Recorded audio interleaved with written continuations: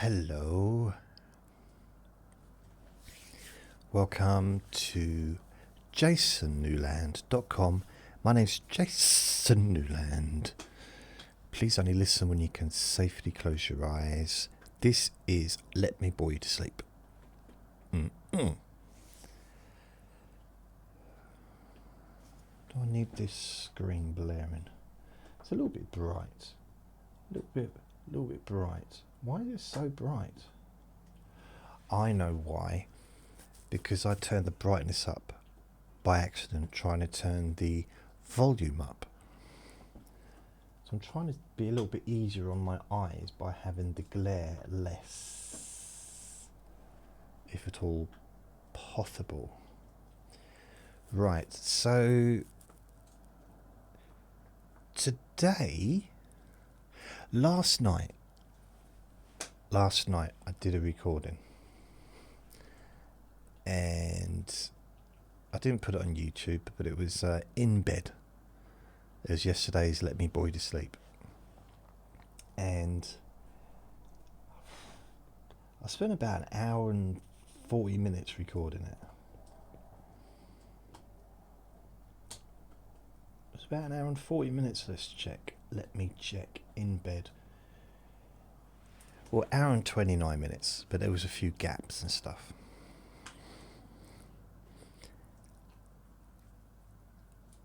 And I just laid in bed, chatting absolute rubbish. And then my stomach started gurgling, and I realised, ooh, need to eat. So, I mean, I didn't go, ooh, you know what I mean? I did go like, I might not have gone, but I had a reaction. So what I did is I got up. Now, I recorded the audio on my phone without any external microphone, just the internal one. Thinking, well, it's not going to be great, but it should be okay. Should be, if I say at the beginning of the recording, which I did, it's not going to be particularly good quality sound. I was not prepared for how bad the quality sound was. It was really bad, like really bad. And I didn't know what to do because I just spent an hour and 40 minutes, hour and 45 minutes, whatever.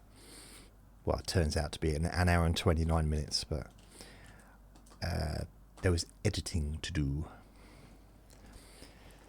So I thought, what can I do? What can I do with this?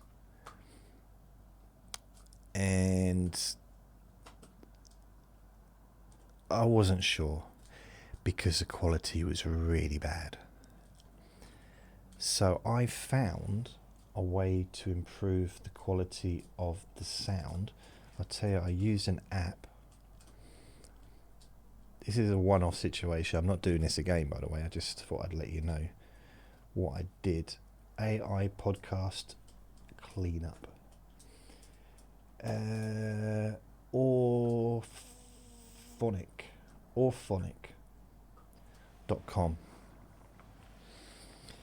And it's free. They allow you a 2 hours of free audio cleanup before signing up, for a membership. So I joined but free.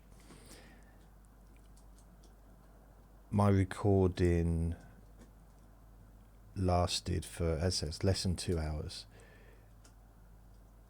What? Oh, it was 22 hours, 34 minutes ago that I did that. So it's now 7:45. So yeah, that would make sense. About 8 o'clock in the evening.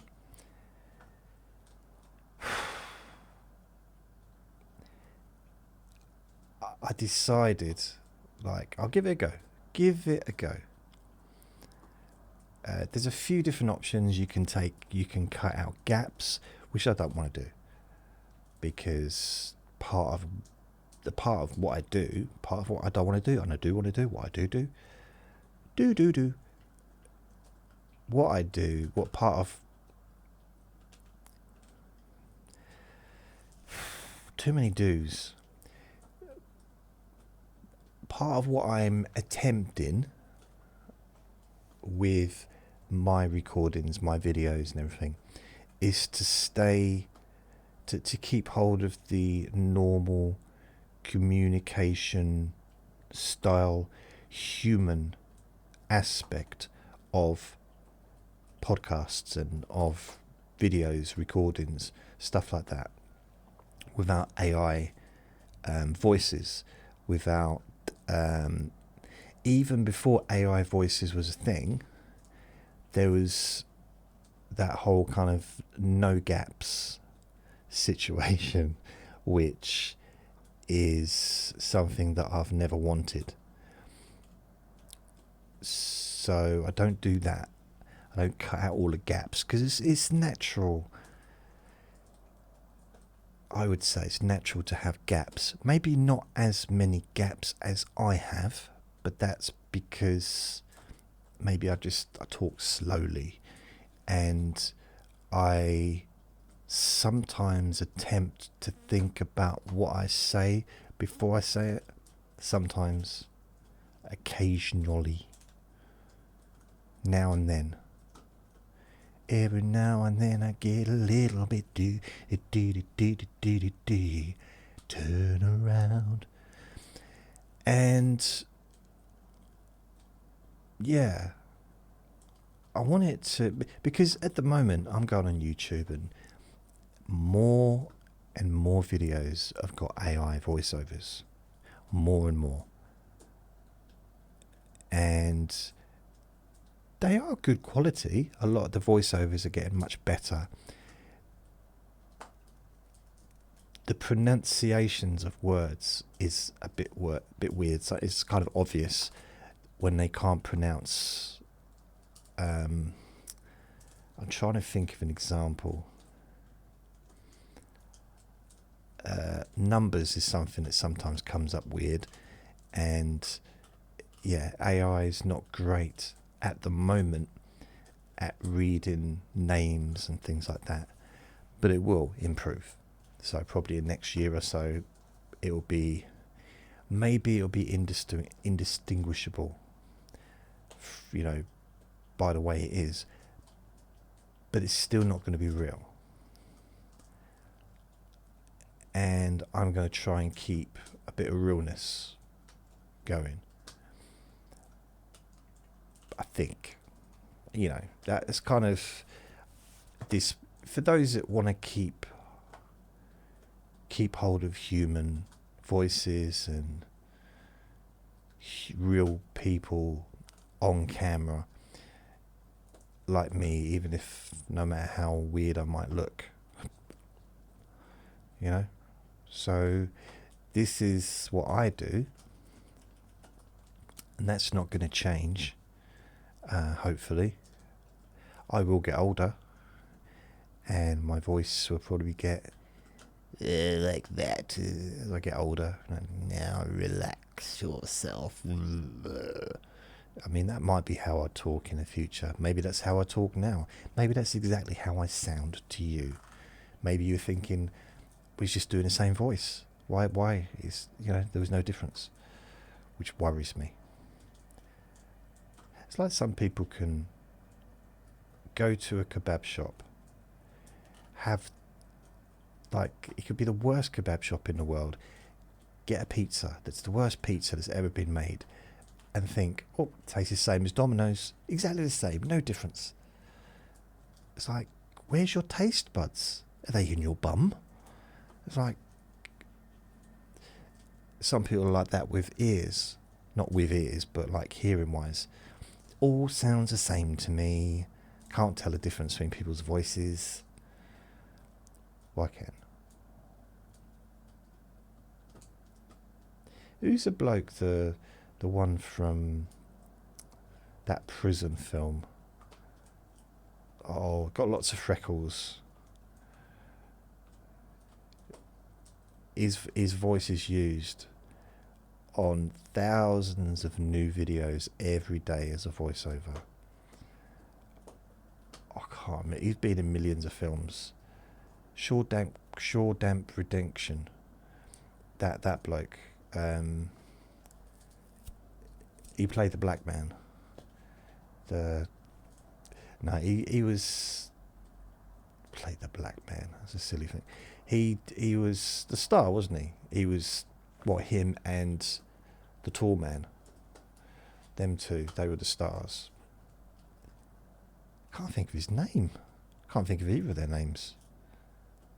They were both prisoners. They played prisoners. Morgan Freeman. I think he didn't he work in the library? I think. So he's he's also played God. He's done lots of different characters. And he's great. Was he in The Bucket List with Jack Nicholson?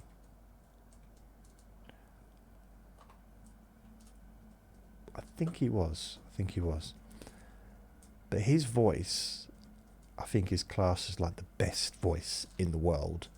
It's like the best male voiceover voice that they could be in existence. Which means he's used a lot. And I hope he gets paid for it, Mr. Morgan. I hope Mr. Morgan gets paid for it, because you think literally millions of hours of his voice are listened to every week, like millions. Throughout YouTube, like millions of hours of him talking, doing voiceovers for hedgehogs, having sex on the end of a pier with a porcupine, which is kind of not really cross species, is it? Similar. Right, so in the middle of talking, the chip van turns up. Im, the little one, starts barking because he knows that the chip van has something that he likes to eat. I'm going to spell it to you because I don't want to say it out loud. SOSSIJIS,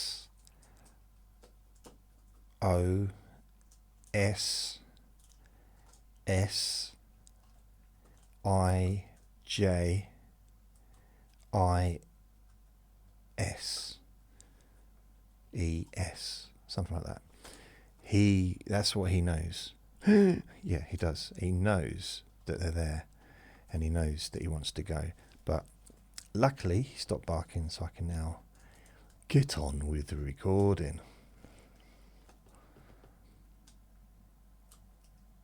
How did they get talking about Mr. Freeman Morgan? I don't know. I was talking about a podcast. Oh yeah, I don't know. Do we value humans, or are we okay? Are people okay for all videos and all podcasts to be AI? I mean, I'm cool with AI. I like AI. I'm a big fan of AI, actually. Big fan.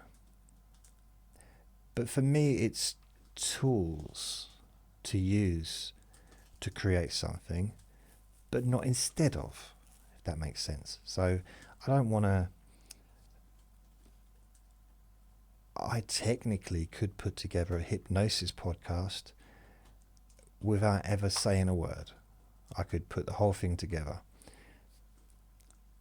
I could even do like a video of a person talking. But what's the point in that? It's not real. And it's just, it doesn't seem apart from the fact it's expensive, and I'd have to have a popular YouTube channel to cover the costs of such a thing. But it's like, where's the feel-good factor of being successful with something like that? I mean, I think it's super clever what people can do with AI, with videos, and it's moving so fast that, at an unbelievable speed. I mean, there was a new video out. It was actually on the 6 o'clock, well, not 6, it was on the main news today, how someone had put together, they were just testing a new AI video platform, just testing it out, and they had, I think, a day to play with it. So this company let them have it for a day, and they're just testing it out, and they built a video in 8 hours, and it was like a political, make fun of political thing. It wasn't serious, but it was kind of poking fun at some politicians, some big famous politicians. Well, what happened is they posted it on, I think one of the people posted it online to see if people thought it was any good, and it got shared hundreds of thousands of times. So they decided to pull it off. They decided to pull it back, get it offline, because they didn't want to upset the political figures that were on the video. I'm being as vague as I can. And it was too late, because the political figure that they didn't want to see it saw it, but something happened different to what they expected. That political figure posted the video onto their own social network platform, thinking it was really good, even though it was kind of poking fun at him or her or them. And the person that did this, that he was being interviewed, the discussion really was this new platform that's not even been launched yet is so good that in another year or 2, 3 years, people won't be able to tell the difference anymore. Like what's real, what's not real, and it's going to cause some interesting situations to arise. Bearing in mind that there are probably millions of people out there that believe what they see. They don't question what they see. And I think part of the reason, because they're too busy. Go back to my granddad's generation. Worked all day, got home, looking after the family, kids and all that stuff, and then they went to bed and then got up again. And they had to rely on the news to tell them what was going on. And they had to have a degree of trust in what they were seeing on the news or hearing on the radio. That's kind of how it was, or what they read in the newspapers. Now, there's no way of knowing what's in the newspapers anyway. Hasn't been for decades. Don't know what's true and what's not true. So it's weird, but now it's gone in a different direction, because it's not just the main press now, it's everywhere. A new thing I've noticed is there's a lot of videos on, I think it's Facebook or Instagram, of animals being rescued, like a shark being rescued or a lion being rescued, and people like petting the lion or the shark, feeding it by hand and stuff because they've untangled it, when in fact it's not real. And I don't know what kind of education that's going to give very impressionable people, to think that it's safe to be doing that. But it looks so real now. And if you really got to kind of, I find I have to scrutinise it sometimes just to see the people, have they got, how many fingers have they got? You know, it's really weird. It's like, how many fingers am I holding up? Or how many fingers has the person got on the video? If they've got 7 fingers, it might not be real. But the quality is improving, and it's just, I think it's super exciting, but at the same time, a little bit concerned, a little bit. I mean, maybe it'll get to the point where those people that watch my videos or listen to my podcasts, which is my main thing really, is the podcasts. Although I would like to build the YouTube channel up, is maybe I'm replaceable. Maybe everyone is. It's just, I think one of the good things about, for me personally, something that the internet offered me was something that life, like real life, didn't. And that was an ability to create something out of nothing and to reach an audience which I would never ever have known about. You know, I've had contact with people in America, Australia, New Zealand, Canada, and various places who I would never have had contact with, simply because there was no way to do that before the internet, unless you actually travelled to the country, or you met the person as they were travelling to you. You know, they were maybe on a holiday, or you was on holiday. Outside of that, or I don't know. Yeah, I can't really, unless you was like in the forces, in the Navy, or you were travelling. Basically, it's just, that's a way to meet people from other countries. Or you lived in London, or a big city where people were travelling and on holiday, or moving, living there, whatever. So yeah, you can, because when I lived in London, I met a lot of people from all over the world. Before I went to London, I think I met, okay, that's not true, but when I was in a children's home, I met people from different places. But in the little town I lived in, from the ages 7 to 20,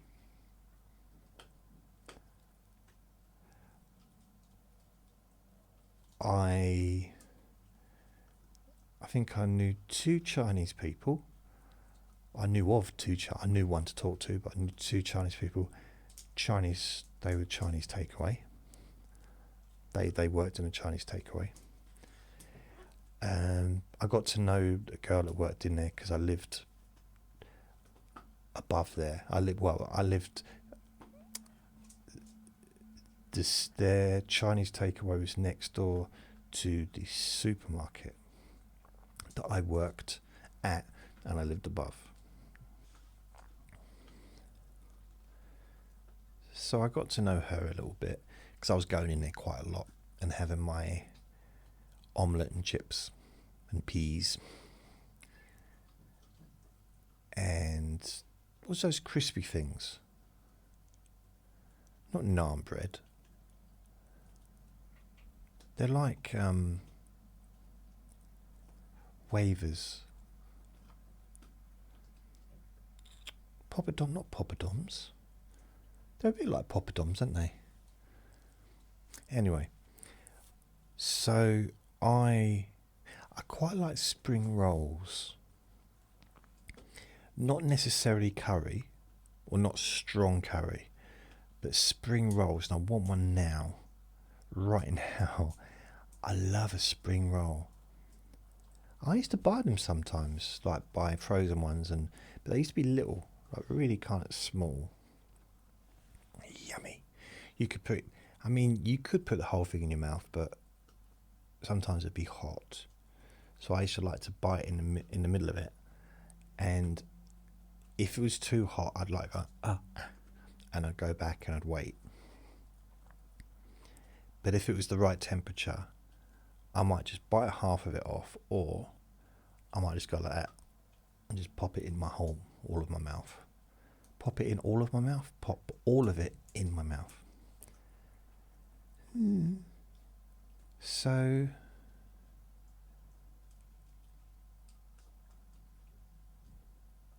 yeah, I don't think there was.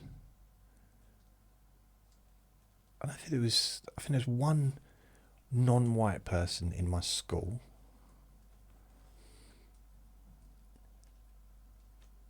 And yeah, it was a very, very white English kind of little town where there was pretty much no one from outside. It wasn't that they weren't allowed in, it just no one moved there. I don't know what it's like anymore, but it was weird. And then I moved to London, and I was in East London, which is Newham, and it's the most, what's the correct word, divergent, ethnically divergent, or place in the whole of this country, and possibly one of the most places in the world. There's people from everywhere in East London, like everywhere, every single place in the world, people were there, and I liked it. It was very strange. I quite liked it because it was different. And being on the tube and just hearing so many different languages, not knowing what the heck anyone was saying. And it was, I don't know, it was quite nice. Because it's like, well, they might be talking about me, but I got no proof. There's no way of knowing.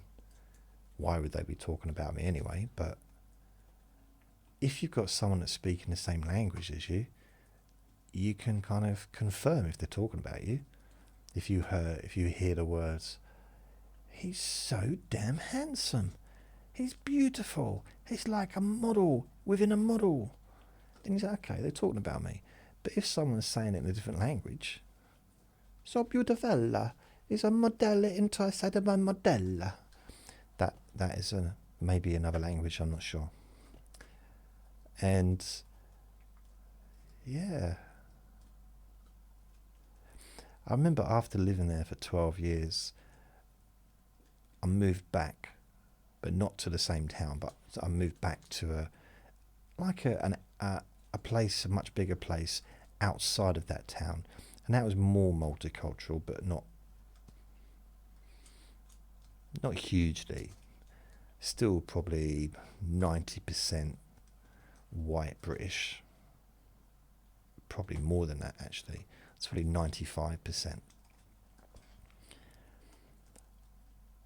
But I lived in a... Do you know at the moment there's a lot of press about refugee hotels. Hotels that have got a lot of refugees and stuff in. Well, I've lived in one of them. See, I've done a lot of things in my life. It's exciting, isn't it? Genuinely, I moved to this... I got a room, was a bedsit or studio apartment in the YMCA. And there was about 60 flats in that place. It's a huge building. But there's about 60, maybe even more, flats in there. And I literally moved in because they needed someone to move in. It's like, and then suddenly the place was full, like to the rams. Rammed to the rams? What's the rams? Very, very full of people from Afghanistan, because this was 2001. And it was just really not strange for me, because I was used to being around people from other countries. But it was strange for other people around there, because you had one section which was for the homeless people, like the young and people that were kind of, well, homeless, really. And they would share rooms. So that was a different building. If they, I don't know, this is the words of the people that ran the place, if they behaved themselves, they would then get an opportunity to have a studio apartment in the big building. It was a huge old building. And then from there, they could then move on to like a council flat. You know, that's kind of a route to go. And so there was some of those people were in there. There was me. I don't think there's many people like me there. And I was just working. Technically, I don't think I should have even really been there. So I was taking someone's flat or studio flat, somebody that probably needed it more than me. But I didn't know that when I moved in. But that side that was staying in the hostel part didn't like the people that were staying in the main building. Very weird, very strange atmosphere. Very strange. So I've kind of lived in that environment and known what it's like, and it's difficult it wasn't difficult for me, but I think it's difficult for them. It was difficult for some of the people around them. Change, something new, and it's not always welcomed, is it? Change. Or itchy leg. I've been bitten. I've got a lot of bites on my shoulder. So, I mean, I've been going out 2 days in a row just with a jumper on. And because it's been sunny, I think I might have been bitten by a tree flea or something, I don't know. But it doesn't hurt. Ow. It doesn't hurt, just not even that itchy, really. I don't know why I'm scratching it, just for effect, I think. I've got no special effects, so I thought I'd just scratch. That'd be the equivalent of a car chase, I suppose, really. And I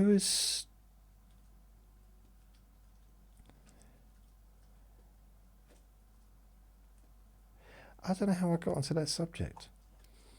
Anyway, the podcast yesterday, I felt I'm feeling a little bit nostalgic for London, because I was just thinking about it the other day, and the good thing about living in London, there's not many good things, I would say. Like, even when I was there wasn't a lot of advantages for me living in London, and I know that I couldn't afford to live there now. I struggled then. But the rent, there's no way I could afford to pay rent in East London like I used to. But some of the advantages, some of the things I liked was the anonymity. You know, it's nice. I thought it was nice to be able to walk around and no one knows who you are. Don't have to stop and talk to anyone. I mean, that does change over time. I did get to know some people, you know, because I was there for a long time. So there were some people I would stop and say hello to, but even when I was in the West End, I'd bump into people that I knew. But generally, unless I went to a comedy club, I didn't really get to see anyone that I knew outside of work. Another thing I liked is, and again we're going back to the 90s. I left I moved there 89. I came back for a while, then I went back again January 91. And then I was there till September 2001. So 12 years, give or take a few months. Because I was there from 89 till about March 1990. So I had, or April, so May, June, July, August, September, October, November, December. I had about 8 months out of London, and I went back.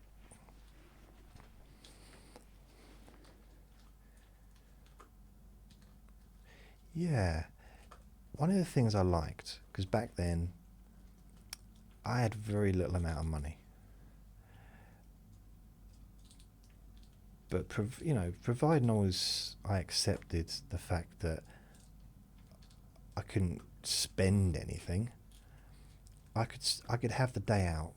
All I needed was a travel card and a few quid for a McDonald's. That was it. So for 10 quid, probably less than 10 quid, like 3 quid for the travel card, and then probably another £3 for a McDonald's. For like £6, I could have the day out. And I could go to the museums, I could go for a walk, go around, excuse me, go into the bookshops, have a look around. I could have a walk around Soho, go to Trafalgar Square, go into Leicester Square, look at, go into the record shops, go to some of the parks. So there's a lot of stuff to do that's free. And then maybe in the evening, go to a comedy club, have a couple of Cokes, a couple of like drinks of Coke, so it's like £1 each or something, and then come home. So I'd do that all, have a day and a night out for like 10 quid. A very cheap night out. But it was still doing something. There's so much to do. Here, I mean, even in London, it wouldn't be like that now. It's probably cost, I don't know how much a travel card is anymore. Should we check it? How much a travel card? London travel card cost. Travel card cost. Family. All 3 tickets give you the freedom to explore London using a city integrated public transport network. Buses cost just £1.75 for unlimited journeys within a hour. And adult off-peak pay-as-you-go fares into central London start at £2.80. Because I don't know if they still use Oyster cards, do they? Do they still use Oyster cards? It's Oyster London Pass. Travel cards and group tickets, let's have a look. How much is they? So all these things come up. Do you accept the cookies? Do you accept the cookies? I never said no to a cookie in my life. That's why I'm so fat. Anytime travel. You think they'd have a price, wouldn't you? Price, cost of travel 1 to 6. No way. No way. Wow. Okay. The paper off-peak 1-day travel card for zone 1 to 6. So it basically means you can go anywhere on the underground. £15.90. And from the 2nd of March, which is now, it's gone, so it's actually £16.60 now. This is expensive, it says here. Yeah, I agree with you. But still cheaper than paying the full cash fare for 3 underground trips in central London.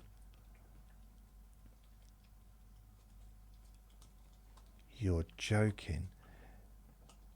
So one journey, if you don't get a travel card, one journey is £6. No, £7. If you just do one journey.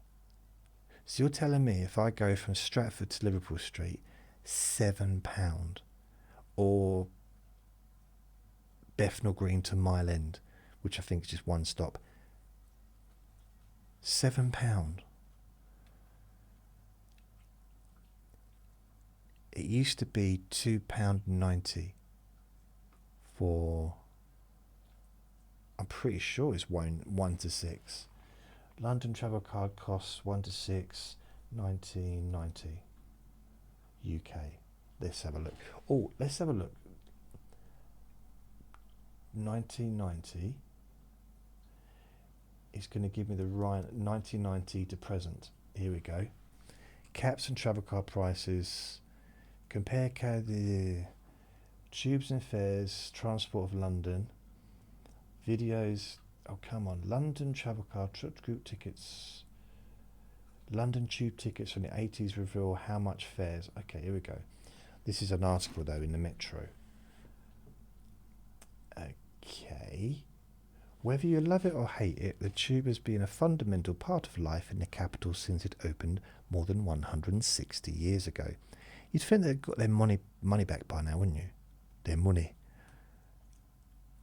I mean, they can't still be paying for the cost of building the thing when you think that probably 3-4 generations have gone by since then.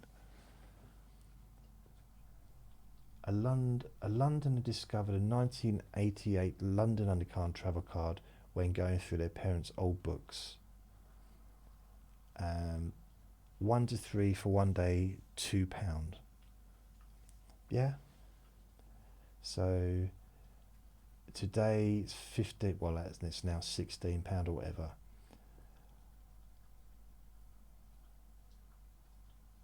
Blimey.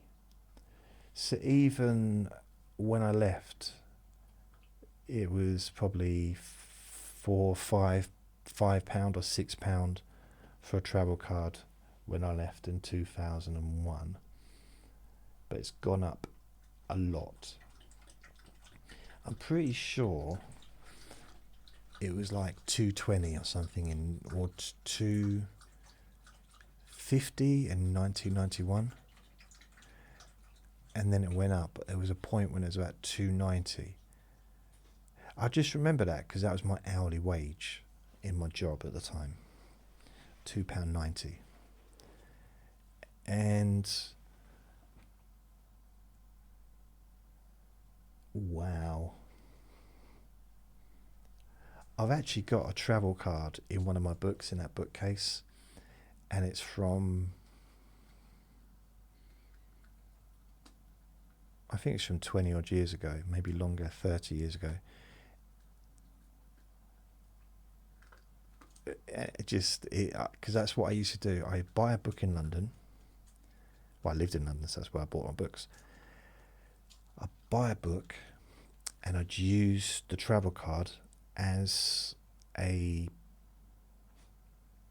page marker or whatever you want to call it, because I'd be reading the book on the train, on the tube, or maybe I'd start reading it in McDonald's opposite the park, Hyde Park. And I'd use it as a bookmark for perhaps the whole of the time I was reading the book, and then maybe I'd then use it for another book. And I don't think I chucked it away, so it's probably still in there somewhere in one of those books over there behind me. But I haven't gone to London and bought any books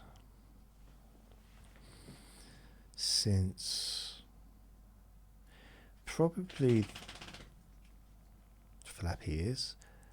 The last time I went to London to buy books was probably 2007, I reckon.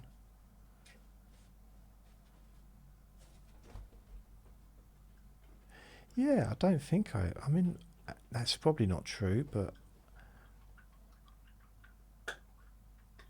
He's making some noise, isn't he? There was a time I used to go to... Yeah, when I was working in the insurance job,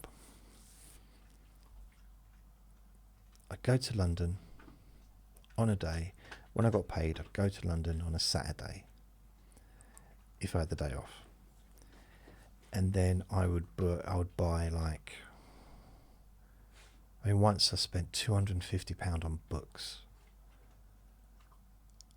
And they were heavy books. Like, some of them were like 40, 50, 60 quid each. Some of them weren't, but they were all like textbooks, hypnosis textbooks. And as I say, I'll give you an idea. I've got some just over there that I could show you. But I can't be bothered. It means reaching over. That's too much work. What is he doing? He's trying to do something over there behind me. He's looking at something. He's not eating his dinner yet. His dinner's been out for hours. He's had sausage, he's had treats, he's had all kinds of stuff, but he's not eating what he should be eating. And I'm very disappointed in him. Very disappointed indeed. So yeah, I miss that. I used to love going to London and just... because I wouldn't go anywhere really. If, when I went to the bookshops, that's why I would go there. I might go and visit the comedy club, and I might also go there in the evening, which actually I probably regularly did, or I'd stay at my friend's flat and stay over the weekend and come back Sunday evening or Sunday afternoon. So I'd go to the comedy club in the evening on a Saturday. Sometimes it'd be Friday, so if I finish work at like 6 o'clock on a Friday and I didn't work again until Monday, I might go straight to London. I don't know what Vinnie's after. Let's see if this is what he wants. Do you want that? Do you want that, Vinnie? Do you want that? I'm going to chuck it.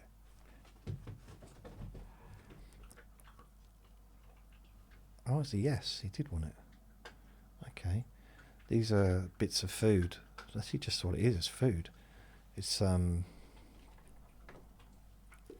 dry food. Yum, yum, yum, yum. So, yeah, I haven't done that for years. Something I used to look forward to. I've done a lot of things really for a long time. Another one? Ready? Ready? Yeah, he's caught it. So, I thought that went over the sofa. Oh, he's come back for more. You want another one? Ready?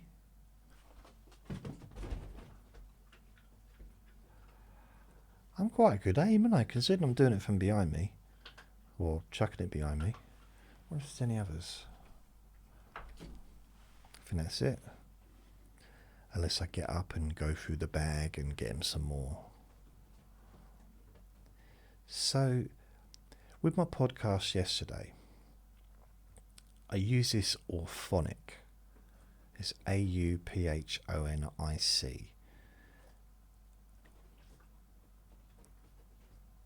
It's Auphonic Productions. And it came out good. I mean, you know, as far as compared to what it was before, it's amazing, the sound. No background sound, but some of the words were missing.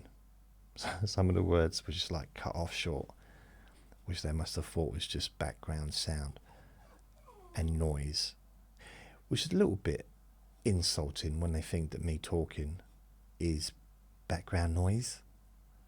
Stuff that why would I want my words to be taken out? What, Vinnie? Well, I sat to have a quick little break then. Seamlessly, it was integrated into the video. But I had to have a little break, and what he wanted was, I don't know if you can see behind me, there's a plate on the sofa now. That was, I had a sausage ciabatta,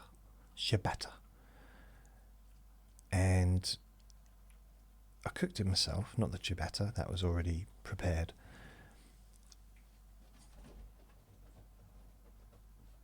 I gave him some sausage. It's weird. It just sounds weird. I gave him a bit of sausage. But now he wants to eat the bread, and he doesn't normally like bread. That's like the opposite to what he likes. So I don't understand. It's probably just the lard from the sausages, probably the grease. So, just as an example, I thought I'd just grab them books from over there while I was up. These are some of the books that I was getting from, like, this is old, to be fair. Clinical Hypnosis. This is an old book. Looks second hand as well, actually. So probably this, I probably got this one off online. But it's the kind of book that I would have got. This is, what year was this? 1984. Okay, 1984. So I suppose, is that old now? I don't know. So all this kind of stuff. I still love it. I love these. I don't know why. So there's a lot of old books. This would have cost probably, I don't know how much it would have cost. New, probably, that was loud on it, probably 30, 40 quid. This is another one. This is quite expensive. It's called, what is it? The Oxford Handbook of Hypnosis. And I don't know what the year is of this one.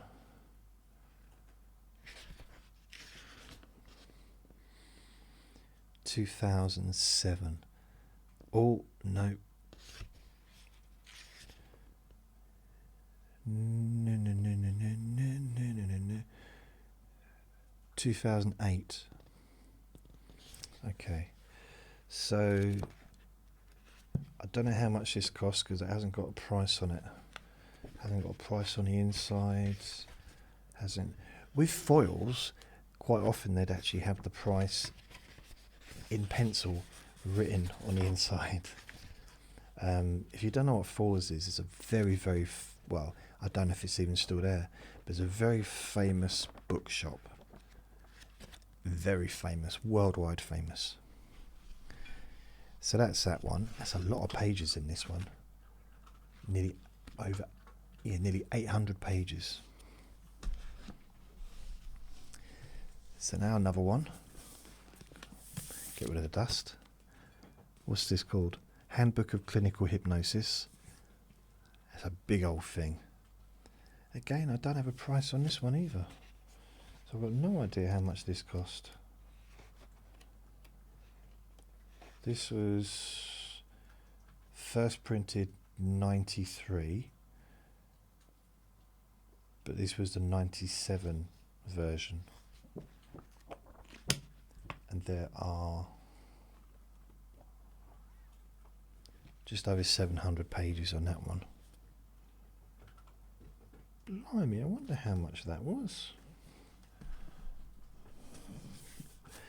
Did I ever tell you a time that I got in trouble for shoplifting? Here's another one. I know some of you are probably thinking, wow, been listening to you for years and for the first time you said something mildly interesting. Can you get on with it? Can you tell us? So this one called Handbook of Clinical Hypnosis. Wait a minute, is that the same book? Is that the same people? Oh dear. Oh, that's a little bit unfortunate. I've got two books. This is just a different version. What version is this then? This is the 2014 version. This is the 2007 17 version, I think. So it will be different. There'll be updates and stuff like that, and they probably missed stuff out, and that's how they get you. Different covers, different colours, different covers. I did say different covers to start with, then different colours. Then I thought, did I say different colours twice? So I said different covers, and then I said it like 7 times. It doesn't look like the same book, does it? At all. Unless, of course, you you read the title, then maybe it does. Never been so angry. Got itchy beard. My beard's grown back and it's starting to be a little bit. Ooh. He's eating his dinner. I put his bowl down there, and he's actually eating it. I've never been. This is the happiest moment of my life. Oh, the bliss. I've been trying to get him to eat his dinner for hours. Nope, yep, he's eating it. He turned away for a minute and he thought, no, better eat it. I think he prepares his poos in advance. He's like, well, I've had a poo earlier. I'm going to have another one in the morning. How am I going to have a poo if I don't have any food now? That's how I think. Maybe that's not how he thinks. Maybe not. So I did this recording last night, and you want to know about the arrest? Okay, I wasn't actually arrested. I went into a bookshop. This is when I didn't live in London. I think I must have gone in at the end of the month, bought some books, and then went back in the end of the next month. Went to the same bookshop. I probably went into multiple bookshops. There was Books, etc. There was Blackwell's. There was Foyle's. And what's the other one? Books, etc. Waterstones. Yeah, so it's 4. I'm sure there was another one as well. Blackstone's is definitely more textbook kind of place. Foyle's, everything. It's like if there was a subject, you could find a book on it in Foyle's. And there was books in there that hadn't been touched for decades. Like literally, they had different sections, and some of the sections just they were just not touched. I mean, in the early 90s, I was going in there and buying Buddhist books. And it was stuff, honestly, it was stuff in there that thousands of years old. It's amazing. I had to break through cobwebs just to get into there. So it's quite cool. No security system. No, nothing like that. Just trust. No barcodes. Everything was just like written on the thing, and you go in and say, "Oh," so you take a razor with you and rub it out, and you've got to do it properly, otherwise you might end up paying more. Yeah. So what happened is I went back to this bookshop. I think it was Books, etc. And I just went in there, had a look around, didn't see anything I wanted, came out again. Sometimes I'd go in and out of the same bookshops a couple of times before I decided, because I knew I had to carry them home. So I'd manoeuvre my strategy. Other times I'd go in on a Saturday and I would purchase the stuff on a Sunday afternoon, knowing that I just go to Tottenham Court Road tube station, get the books, and then go to Liverpool Street Station on a tube. So it's less travel time, less travelling and carrying. Then just get on the train back to where I was living, and then get a taxi home.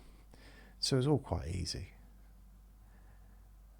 On this occasion, a security guard came up to me and stopped me. I said, what were you doing? He said, I'm stopping you. I said, well, I kind of figured that bit out, but why are you stopping me? Do you like me or something? Do you want to ask me out for a date? That didn't go down well. And he said, I believe you've stolen a book. I said, why? He said, you set the alarm off. I said, what? He said, you set the alarm off because that's when they started putting those alarm things, you know, the scanner things. And it's like, what do you mean I set the alarm off? I said, I've not bought any books. He said, I'm going to need to take you into the back. He wanted to check my bags. And I said, well, I've got a bag. And I showed him inside the bag, and I had a couple of books. And he decided that I'd stolen those books. And I said, well, it's not making no sense. I bought these before. He said, I'm not stolen them. I don't need to steal books. Never stolen a book in my life. He said, but you have stolen other stuff, haven't you? I said, well, chocolate bars, but I was young. He said, a thief is a thief. I was like, oh, I knew that would come to bite me on the bum. And he said, I'm not biting you anywhere, mate. I said, oh, I forgot you were listening. And he said, it was embarrassing. Bearing in mind, the only two places that I ever felt at home, really, I would say possibly in my entire life, technically maybe, was a comedy club, or one particular comedy club. But I felt at home in comedy clubs, but one particular place, and bookshops. The bookshops in London. I loved the bookshops in London. Always felt at home, could relax, and just spend hours in there if I wanted. Read a book, just whatever. And suddenly, after years and years and years and years and years, because this was probably about 2003, 2004, maybe even 2005. So this was I've been shopping in these London bookshops since 1989. I bought hundreds of books from those shops over the years, hundreds. And I was like, this isn't good. This is beyond embarrassment. And his bib went off. You know, his bib. That's something you wear when you're eating, isn't it? If you're too or messy. He did the scanner thing, and it went off. And he said, come this way, please. He went to grab me. It's like, all right, mate, calm down. It's a book. You know what I mean? Even if I have tried to steal a book, it's a book. It's not really worth aggression over. Not really. You know, it's not a bank heist, my friend. So it was embarrassing. So it wasn't just him. Another security guard turned up and stood behind me over a book which they weren't even this kind of size books. Probably £10, £12, maybe £15 for the book. They weren't expensive books, that's what I'm saying. A lot of hypnosis books are quite expensive because they're textbooks. They're very... So this kind of stuff, they're not going to sell millions of these. Just it's a fact. So that's why they have to charge sort of 60 quid for them. Because that's the only way they're going to make up the money or make any money. I say 60, it might have been less. But it wasn't even like a super expensive book. So I think that's a lot of money for a book, 60 quid. I do, personally. So I got escorted. I got escorted. And why did I have to? It's like they walked me through all the different floors, through all the different aisles to the office, like not a straight line. I realised there was bookcases in the way, fair enough, but couldn't have had a trap door in the floor just to sort of take me underneath or something. It's very embarrassing. And before we even got there, right, at the door, he said, that's buzzing. I said, I bought that last week from here. He said, have you got a receipt? I said, no. So he didn't believe me. I said, I've been coming in here for years and years. I've spent, blimey, I don't want to imagine how much money I spent on books over the time. A lot of money. Thousands on books over like the decades. Thousands and thousands. And because that was kind of my main hobby in a way, like buying and reading books over my, childhood and adulthood until more recently when I became illiterate again.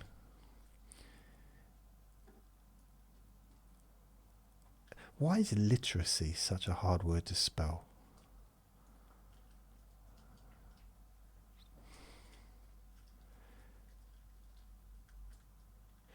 They escorted me to this back room, which is ironic because, well, it's not ironic really, but tiny little room, tiny. Massive store, tiny little room, smaller than a toilet. In fact, they had a toilet which was bigger, like a public toilet being, for people, customers.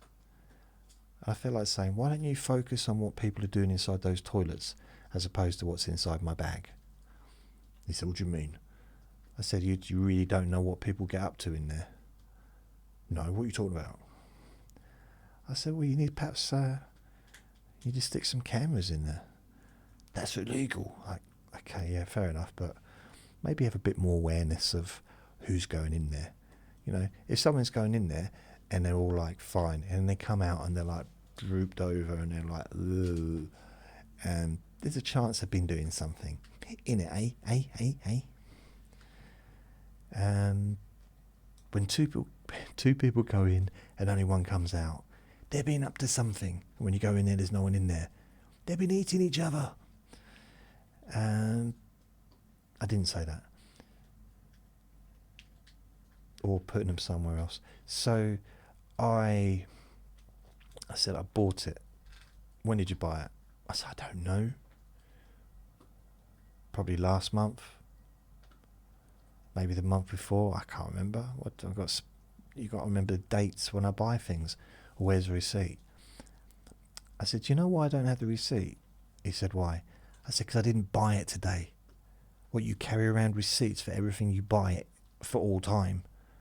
I'd have to be pushing a wheelbarrow around, or have a lorry follow me, full of receipts of stuff that I bought over the last 30 years. Would you do that? Do you do that? For some reason, this security guard was not warming to me. I got a feeling that a lifelong friendship was not brewing. Luckily, the manager was a bit less of an... maybe he is a bit more of a people's person, possibly. I'm trying to think how to word it. I wasn't happy, I'll be honest. I was not impressed with this whole thing. And the manager came in, or the assistant manager, whoever it was. Bearing in mind I'd just been walked through, and this was probably quite peak time on a Saturday afternoon. A lot of people there. I was not, honestly, that never ever been through that in my life. Apart from when I was at school and the police came in and I had to stand up and be told off for stealing from the tuck shop. Which you could argue, well, you're a thief then. No, well, yeah, but no. Not really. I was indoctrinated. I was 7 years old, and these couple of kids found the key to the tuck shop, which is where they kept the crisps and the biscuits and the cakes and the chocolates and the drinks and stuff. And we just went in there and had a party a few nights in a row. And we got caught by the janitor, I think it was, or a teacher or something. We got caught, and the next day, it might have been a Friday, okay, it doesn't really matter, but the next school day, a policeman turns up, and I had to stand up. Me and the other two people had to stand up and be lectured about how you're not supposed to take stuff, and which is fair, you know, but it was embarrassing. And I'd like to say, you know, that it really stopped me in my tracks and I became a law-abiding citizen. I'd like to say that, but no, I did. There was a one time in the co-op when I was 8, and there's a supermarket, and I was just waiting to pay for a Mars bar, but I started eating it because I was hungry. And there's a big queue, and I was about 2 inches tall, and I was being ignored, completely ignored. So in the end, I just finished the Mars bar. So I was waiting, and people just walking past me. I'm waiting to be served, waiting to pay at the cashier thing. And there was this, you know, the whatever they call it, the belt that goes along, escalator belt thing. And I was being ignored. I didn't know if I should get up and just stand on the table and let them see me, but that seemed a bit excessive. Anyway, how would I reach? And in the end, I just finished the Mars bar, walked to the other end of the belt that was moving, you know, moving the people shopping, and I just left the empty wrapper on there, and I just walked out. And as I was just leaving the front door or the exit, I heard someone shout out, "Who's that? Who put that empty Mars bar wrapper on there?" Actually, all I heard was, "Who put that empty Mars?" And I couldn't hear anymore because there was traffic outside. But I'm guessing it was like Mars bar wrapper, and on there would seems like an obvious thing that might have been said. It might not have been. She might have said something completely different. Who put that Mars bar? Ooh, there's a squirrel on the ceiling. You know, who knows? It might have been, she might have got distracted by something else, or thought about what she's going to have for dinner. I don't know. There's no way of knowing. And I can't go back because it's like over 3 years ago. So I'm in this office in the bookshop. Luckily, the manager was friendly. And he said, well, the alarm's gone off. Can we look inside your bag? Because at this point, they'd looked inside, but they hadn't touched anything. Do you mind if you empty your bag so we can, you know? I said, yeah, it's fine. I don't care. So it was like a satchel or something. It might have been a carrier bag, to be fair.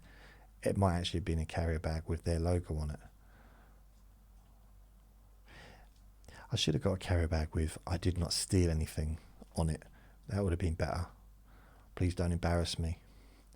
So I got the book. I think there was 2 books. There might have only been 1 book.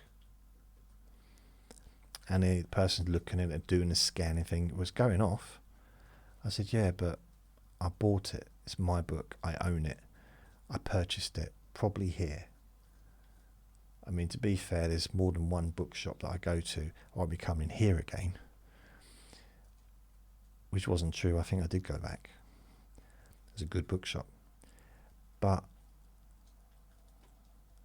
They said, but the alarm's going off, the scanner's, you know. I said, well, I can't help that. I purchased the book. Have you got the receipt? Like, round and round and round.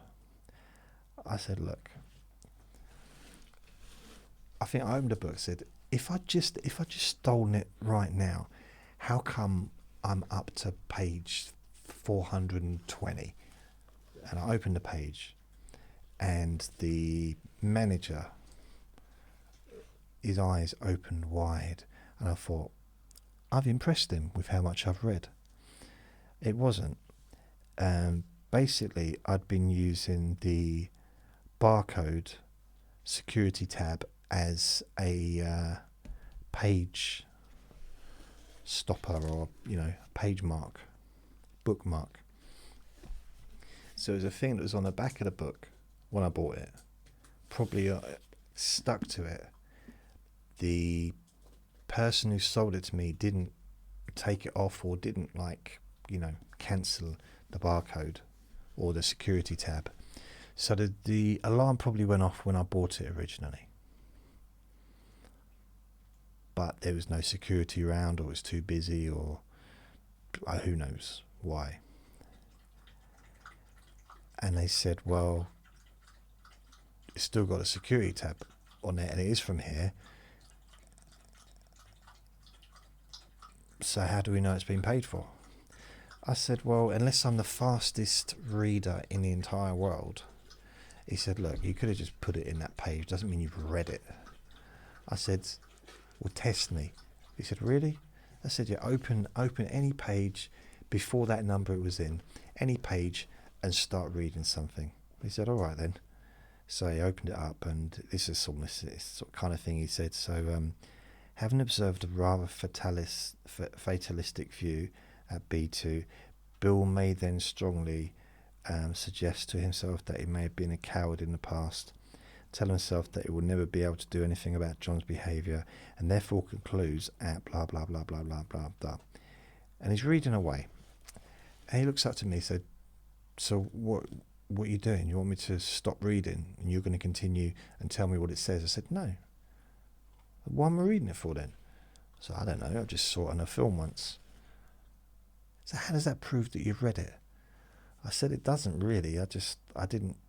Yeah, wasn't really paying much attention to the movie, but I think that might have involved me finishing a sentence or something. But I have read it. What is it about? It's about hypnosis. So yeah, that didn't go down well. So we was at like a very kind of a difficult situation, because I looked like a thief. I was starting to feel like a thief. I was starting to think, well, am I a thief? Am I one of those dodgy weirdos that steal without even knowing they're doing it? You know, like celebrities that suddenly get stopped by security out of a supermarket and they've got a bottle of wine on them and they didn't even realise they had it. Yet they're multimillionaires. Like, why would they even steal cheap wine? Just let alone, why would they buy cheap wine if they're rich? But it's not really about wine, is it? So there's really a few celebrities that have done that, actually. Wasn't there a celebrity that walked out with clothes? Some movie star that just walked out, or walked out with makeup or something out of a store. Yeah. Never done that. Never walked out with makeup or clothes. I know people that do. Well, I've known people that do. They go into a shop and they basically put try clothes on, and then put their clothes on top of their clothes and walk out. Like, why? I'm going to sell them. Yeah, but who's going to want to buy them after you've worn them? What do you mean? Well, they're underpants. You can't give them back. You can't sell them on.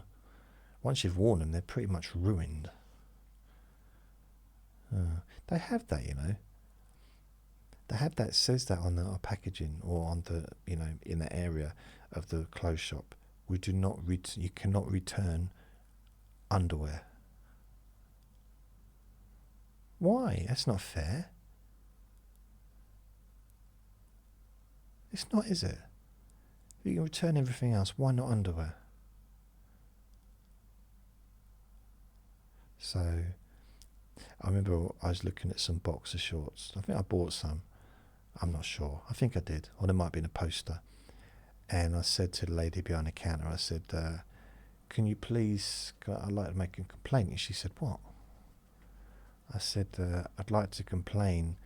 Could you, your company, you know, because they're quite a big store nationwide, I said, can you please ask your managing director to stop using my photographs in your underwear adverts? Because a picture of some handsome man with a six-pack, you know, with briefs on, like posing, and she found it funny for some reason. So I didn't know what to do with this bloke. Like, you're accusing me of stealing, but I haven't been stealing. You accused me, you know, like, this is really not good.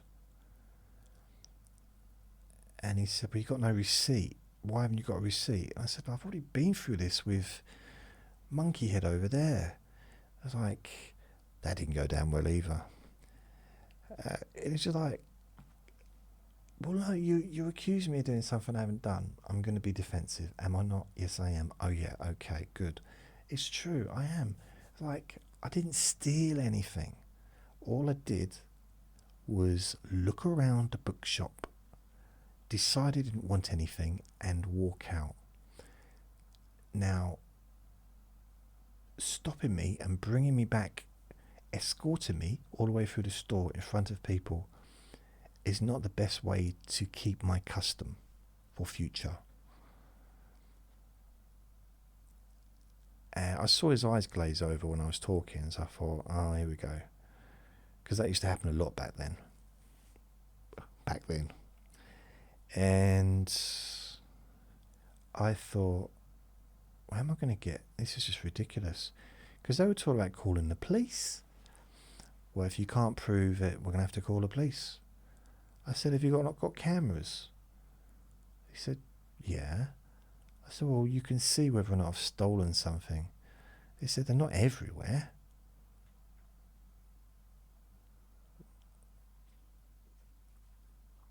It was kind of stalemate. They wanted proof of purchase. I didn't have proof of purchase. And then he said, how did you pay for it? I said, what? He said, did you pay cash? Because they had a computer system. So what happened in the end? Did you hear that? It's like a little burp. I said to them, I paid on card. I paid by card. Which at that point, I did everything by credit card.